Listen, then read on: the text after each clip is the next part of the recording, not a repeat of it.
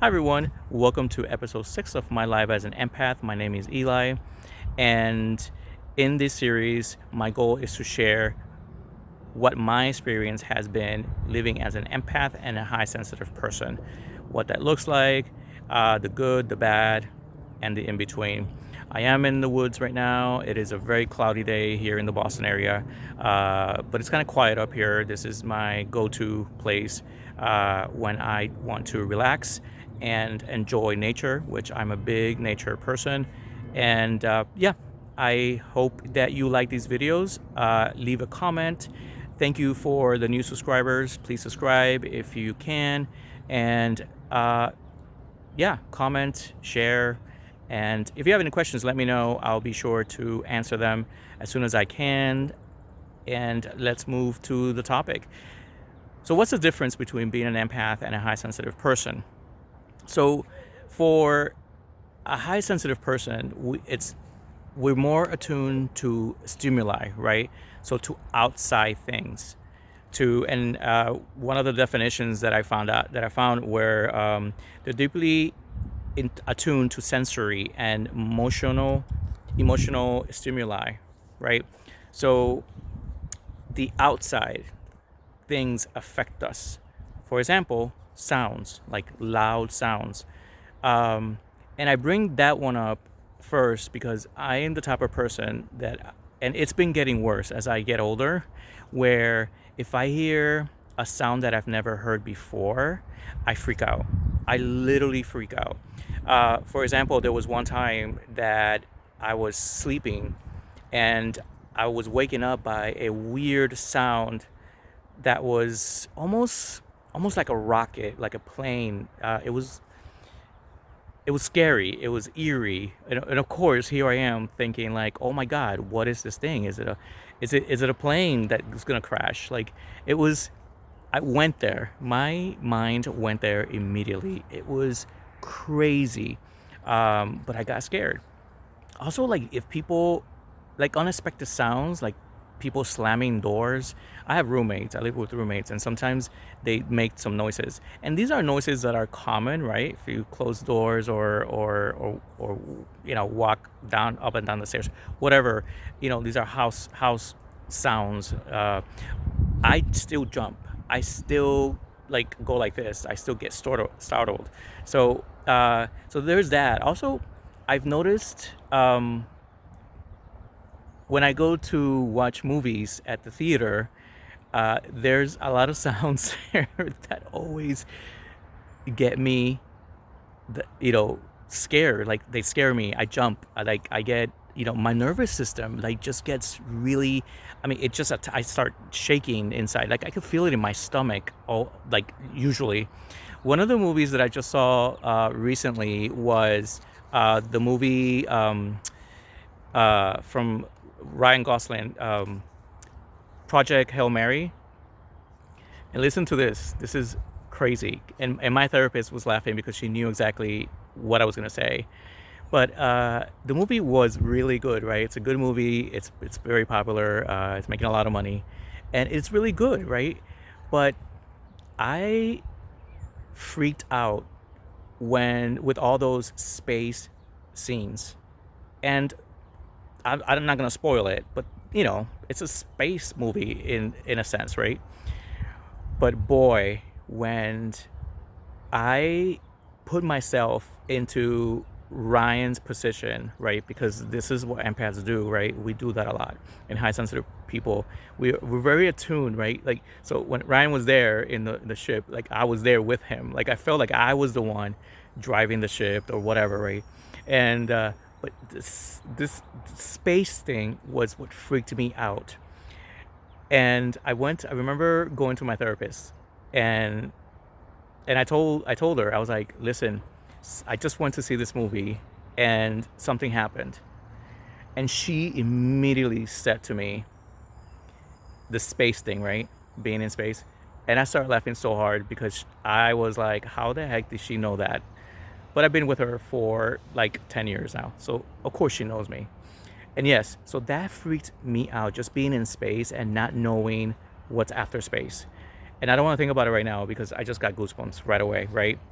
but that freaked me out immensely. Also, like, I don't like watching violent movies. Um, I just saw, I do watch them, but I'm very picky, and but I just saw Ready or Not, um, and it was very, again, I don't want to spoil it, but most of you know that is violent. There's a lot of violence and killing and stuff like that. And I I saw the movie. It wasn't horrible, but I leave the theater with this almost like a heaviness in my chest, and this exhaustion, like muscle pain almost. Like my body feels like I just ran a marathon, and that it's a physical, like a physical pain that I feel. That's an SHP, right? High sensitive person. So it's mainly outside stimuli. It's all comes from noises, light, um, just outside uh, things, that happen around you. And believe me, also like when somebody beeps their horn, I jump up like that, right? And then an empath is more, and the way they describe it here is, um, it's not only sense, right, but it's also absorbs the emotion of energy of others.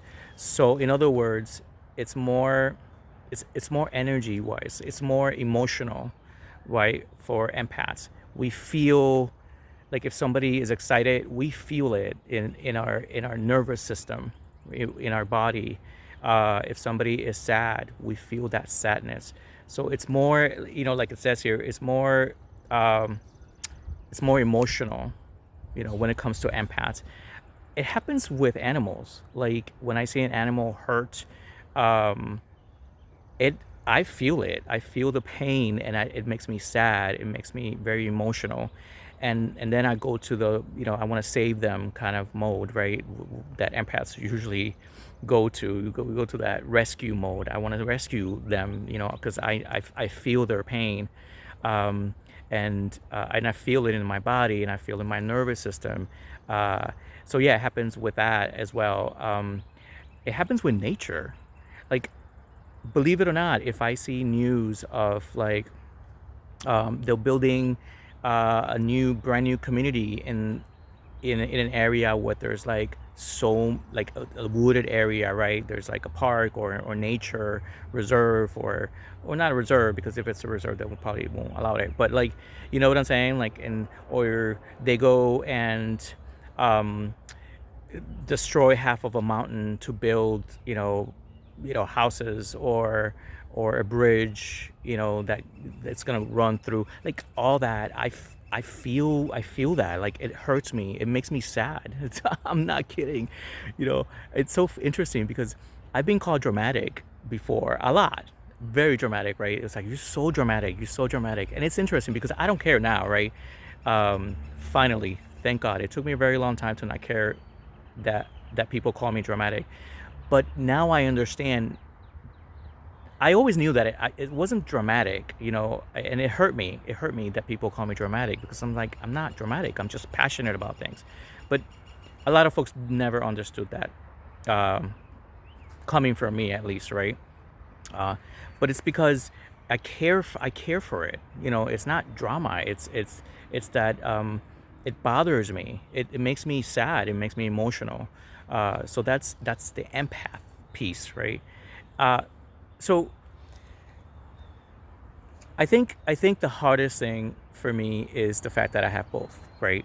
That both things affect me. And I've been diagnosed with depression, before. I've been diagnosed with anxiety disorder as well. That one caught me off guard, but because obviously, they want to diagnose you, they want to name everything, which is fine. I mean, I'm not criticizing that, but sometimes it's good to know what they're diagnosing you with, because it gives you an idea of what to do next, I guess.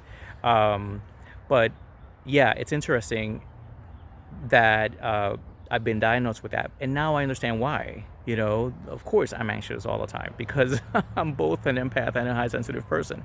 So everything around me, see, like right now, I'm talking to you, and there's a siren that I can hear, right? I don't know if you can hear it, but there's a siren, right? I think about that. I'm like, oh my God, what happened? I wonder what happened. I've said that many times before. That's that's who we are. And it's hard. It's hard. It's draining. It's exhausting to do, like to be going through this all the time. You know, it's constant. It's a 24-hour thing, you know. So I try with movies, I try to do, to watch like good, good feel movies, right? Um, the thing about some of these other movies, like if it's the opposite of violence, they're very dramatic and they could be sad, right? And boy, I come out of that movie if it's the sad movie, and I need to recover from that. I need to go home and lay down and process the movie so I can let it go. And I do eventually let them, let it go. But as an empath and SHP, it is hard. It is draining. It is so exhausting. All this stimulation, emotional, internal stimulation, and external stimulation. It is hard, and it's been hard for me. You know, like I said, and I don't know if I talked to this before, but about work, right? I need to figure out, like, at work, and not only at work, but in social places. Like, how do I do that? For example, another example, and this would be my last one, but I like making videos. It is my favorite form of communication, or I guess, if you want to call it that, because I'm behind the camera, and it gives me like a freedom, to kind of talk about things without being interrupted, or without having somebody in front of me where I can feel their energy, whether it's good or bad, right? That's all I'm thinking. Right now, I'm in front of my camera, and I'm not right. I'm not in front of someone, so there's no energy coming from my phone right now. Um, but yeah, so I try to I'm trying to figure out what's the healthiest thing for me, at this moment, right? For job, like I was saying, for job is like, where do I go for a job that I can manage without going everywhere? It's hard, and it's hard. I'm telling you, like, it's so hard to be stimulated by both external and internal energy. It is very, very exhausting. And you know, am I doing the work? Yeah, I started doing the work. I think one of the things that is almost like uh, help centralizing me is spirituality. Um, I I love different types of not religions. Well, if you want to call it religions, but like Buddhism, or like Carl Jung kind of, they talk about shadow work, uh, and I'm getting into that type of kind of healing ways, and and and also being present. I think for me is learning to be present, right? That's the healing piece that I am trying to learn, and make it part of my everyday life, right? When I notice something, just center, go to the heart. That's one of the things that Judith Orloff says. um, but also like Deepak Chopra, and a bunch of other folks. Like, I don't I'm not one religion, or one way of doing spirituality. I like to research and take a little bit of all of them, um, but I I like to meditate as much as I can. It is hard for me as an empath and an SAP to meditate and to kind of like sit down and not think about anything. But it's like practice, practice, practice. Is That's what I'm trying to tell myself uh, to do all the time. Like, just practice it. Just practice. Just notice your feeling. Just notice it. Pay attention to it. Once you pay attention to it, uh, it's you're almost collapsing it right away, in a way, right? Like, it's like, all right, I see you. I don't need you right now, or let's figure this out. So it's almost like talking to yourself. That's what's working at the moment for me, right? I don't know for other empaths. Let me know, uh, as an empath, how do you heal yourself? What's your go-to spiritually thing that helps you heal, that helps you reconnect? Let me know. Let me know in the comments. But I'll leave it at that as of today. I do appreciate you all watching again, and if you have any questions, let me know. Uh, so thank you. Take care of yourselves, of each other, and have a blessed day. Bye, you all.